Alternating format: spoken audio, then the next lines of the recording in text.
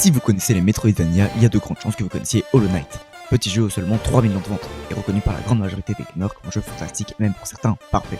Mais est-ce que vous connaissez Islev, un petit jeu qui comme ça paye mine, mais qui aura bien pu voler la vedette à Hollow Knight et créer la plus grande rivalité de l'histoire ces dernières années, si les choses s'étaient mieux déroulées pour lui. Bien, commençons pour les trois du fond qui connaissent pas, je vais vous expliquer rapidement le principe d'un Metroidvania. Le Metroidvania, c'est un style de jeu dans lequel on incarne un personnage faible, qui grâce à l'exploration va obtenir des pouvoirs, le rendant plus fort, lui débloquant de nouveaux passages, lui libérant de nouveaux pouvoirs, toujours plus cheatés, tout ça pour aller péter la gueule à un boss de fin. Hollow Knight et Islev sont ce style de jeu tous les deux, et ont tous deux très bien pensé leur map pour ce style de jeu. Maintenant je vous présente vite fait Hollow Knight, histoire que vous ayez une idée de ce à quoi on va s'attaquer. Hollow Knight est le jeu le plus aimé de la communauté Metroidvania, il est décrit par beaucoup comme le meilleur jeu de tous les temps et a de nombreuses qualités. Et en face on a Islev, un petit jeu indé peu connu et qui a graphiquement moins l'air intéressant qu'Hollow Knight. Mais pourtant Hollow Knight a aussi de nombreux défauts, et c'est là qu'on va frapper. Hollow Knight se déroule dans un royaume abandonné. On arrive sans but précis, et même si pour certains c'est génial de devoir découvrir pourquoi on est là, pour d'autres c'est ennuyeux à mourir. De même pour les boss qui ne sont pas programmés pour vous attaquer selon vos mouvements, et bien par hasard dans leur panel d'attaque. Hollow Knight a bien d'autres défauts, mais je suis pas ici pour vous les citer un par un. Bien, je crois que maintenant il est l'heure de parler de la star de cette vidéo, Islev. Le jeu débute comme tout bon Metroidvania, sur une introduction au style de combat, aux mouvements et aux esquives que je trouve particulièrement stylé. On se déplace et on découvre le jeu et ses particularités, comme les flèches. Une mécanique en théorie très basique, mais qui se complexifie avec le temps grâce à de nombreuses améliorations dont on parlera plus tard.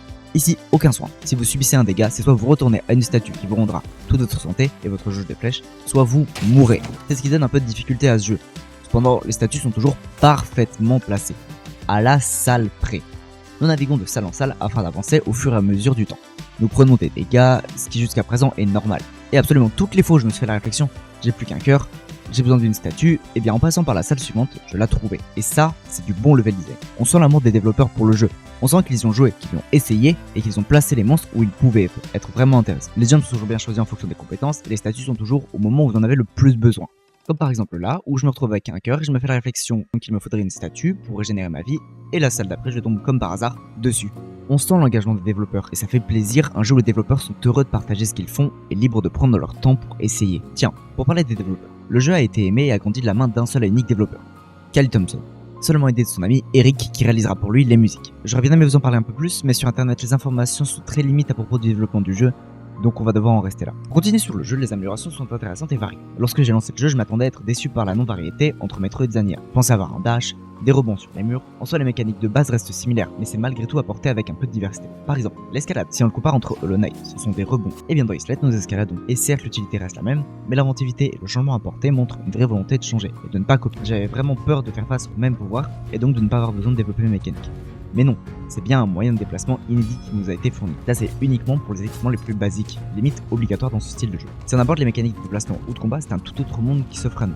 Lorsqu'on utilise l'arc, ce module de flèche nous téléporte. Ou bien ce module qui envoie des petits nuages sur lesquels nous pouvons marcher, et c'est ultra agréable de voir du renouveau dans un style de jeu où on est constamment soumis au même pouvoir, aux mêmes mécaniques, aux mêmes transformations. Le seul défaut que je pourrais donner, c'est le trop peu d'utilisation de ces mécaniques. J'ai par exemple ne utilisé l'arc de téléportation que 3 ou 4 fois. On a un peu l'impression que ces mécaniques sont là pour nous féliciter d'avoir battu un boss et nous donner accès à une nouvelle zone, et c'est tout. Alors oui, en théorie c'est leur utilité, mais les employer dans une situation autre que le simple passage à une nouvelle zone aurait apporté plus de diversité et aurait créé un monde plus vivant. Pour parler des boss, ils sont divers avec des patterns d'attaque assez variés, notamment le dernier mélangeant tous les boss majeurs que nous avons affrontés, et ont même un réel sens dans l'histoire. Nous affrontons le maître de ces petits monstres, ou bien le maître d'un temple hanté, et leur design est varié, très bien réalisé, en adéquation avec leur environnement et leurs attaques. Si on réussit à passer au travers de nombreuses épreuves imposées par la première île, nous avons accès à la partie volante du jeu. Celle-ci nous donne des échanges avec le marchand, nous permettant d'améliorer notre vie, notre nombre de flèches, etc. La partie volante a pour objectif de nous faire découvrir de nouvelles îles. Pour ça, il faudra se repérer et affronter les boss avant chaque île. Une fois dans l'île, nous pourrons trouver des morceaux de métal nous permettant d'améliorer le vaisseau afin d'atteindre de nouvelles îles. Encore une fois, les boss sont bien faits et le vaisseau est très maniable. Pour ce qui est de l'histoire, elle est en contraste total avec Hollow Knight, nous dévoilant le présent à l'origine des événements. Mais rien d'autre d'entourant de l'univers. Tout nous est donné dans le gameplay. Une relecture incroyable est apportée par les îles. Pour vous expliquer brièvement, chaque île s'est fait dissoudre des autres à cause d'une attaque sur les aimants magnétiques les reliant. Notre rôle va être de réactiver ces aimants afin de réunir ces îles. Et la réunion des îles permet une relecture de chacun des coins de la map, certains étant d'abord bloqués puis libérés par cette réunion. Ça nous permet notamment de découvrir de nouvelles zones, d'avoir parfois accès à de nouveaux pouvoirs ou même ce genre de petits power-up qu'on va appeler des timbres. Ce sont de petits éléments compréhensibles à la suite de petits parcours mettant en avant des mécaniques de gameplay aperçues plus tôt. Ces fameux timbres sont des sortes de mini-améliorations permettant d'obtenir des cœurs, des flèches, de l'argent, enfin bref, tout ce qui est améliorant, mais sans incidence particulière sur le gameplay. Ok, maintenant ça fait un moment que je suis en train de vous dire que ce jeu est génial, en vous citant tous ses points positifs et en vous disant qu'il aurait dû remplacer Hollow Knight. Vous devez vous demander, bah s'il est si bien, pourquoi est-ce qu'il est toujours derrière Hollow Knight, presque inconnu des fans? Et ben ça, c'est dû à plusieurs choses. Déjà, dans un premier temps, on a les boss, qui on peut le dire, sont assez oubliables. Quand on les rencontre, ils ont l'air féroces, reliés au lore, mais ils sont pour la plupart oubliables, extrêmement simples à battre. J'ai personnellement battu le boss de fin en quelques essais sans avoir à particulièrement me démener pour apprendre les patterns. Parce que oui, les boss ont des patterns. Le problème, c'est qu'ils sont tellement simples et tellement souvent apportés dans le même ordre d'attaque que simplement en affrontant le boss, une fois, on connaît ses patterns par cœur. Je voulais vous faire une partie vous expliquant en quoi la charge au sol était extrêmement forte parce qu'elle faisait énormément de dégâts, mais après une relecture, j'ai remarqué qu'elle faisait autant de dégâts qu'une attaque normale. Ce qui montre que le jeu est extrêmement simple. Partout, les boss, les monstres sont faciles à battre, qu'on ait une capacité extrêmement forte ou non. Si vous avez quelques HP d'avance, il n'y a même pas à réfléchir, vous lui foncez dessus, vous attaquez sans vous soucier de ses attaques, et ça c'est possible uniquement avec beaucoup d'HP. Et le boss se fait détruire si vous faites comme ça. Ça apporte un autre problème, le shop.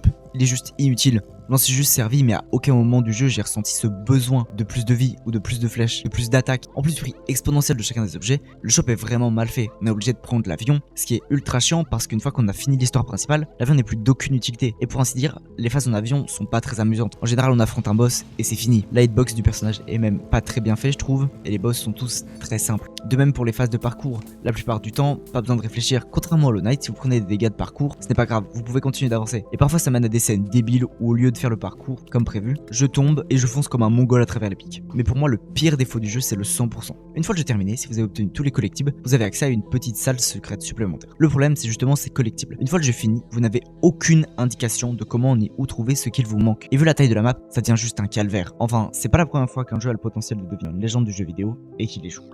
Le jeu reste cependant très agréable avec une map aux petits oignons et des pouvoirs très variés. Si vous êtes fan de Metroidvania, je vous le recommande très fortement, vous allez passer un très bon moment. N'hésitez pas à vous abonner et à liker, c'était Floxy, ciao.